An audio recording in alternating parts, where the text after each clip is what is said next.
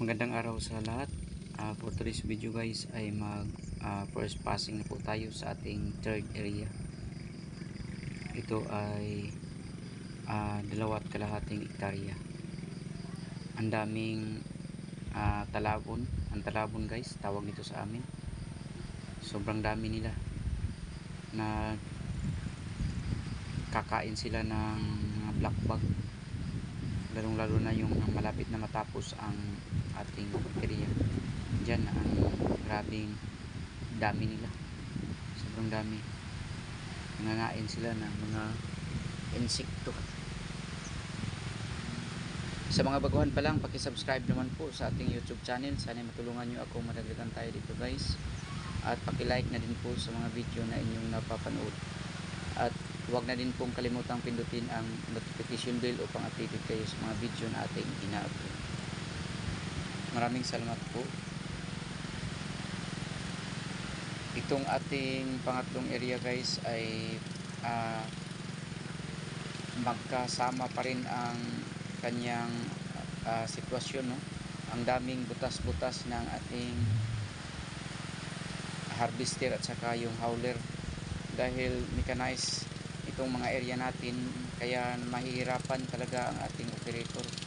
So ito ang nangyari, matagal matapos, pang 4 na araw na itong 2.5 hektarya hindi pa natapos sa ating first passing, dahil mahirapan at saka kulang-kulang sa tubig tayo.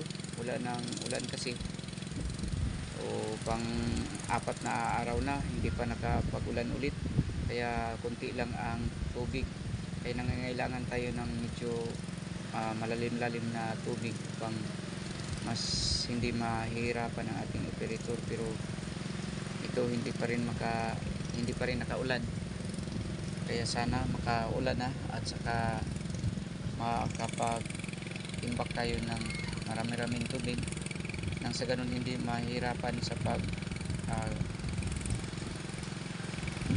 pag-operate ng turtle ang ating operator. Pero kahit na maliit lang ang tubig ay o-operate pa rin ang ating operator, dahil kung maghintay tayo ng ulan, baka walang dumating na ulan na hindi na tayo makapag land prep. So ayan, tawag sa amin dito hinay-hinay.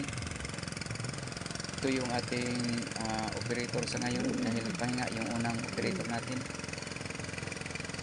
dahil sobrang kapoy na, kung sa amin pa sa Bisaya, ikapoy na ang unang operator. So kaya naghanap tayo ng isa na namang operator na siya na namang nag-ooperate sa ating unit na turtle o kaya matbot. O medyo bata-bata pa ito guys, kaya kumbati itong mag-ooperate, dahil kahit na maliit lang ang tubig, pero medyo mahirap talaga. Ayan, kung tingnan, palagi kang wagol-wagol,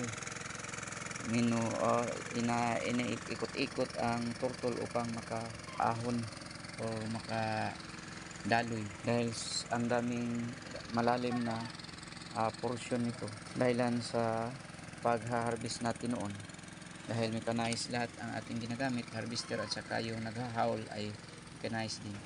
Yun lang po guys, maraming salamat po. God bless sa lahat. Happy farming.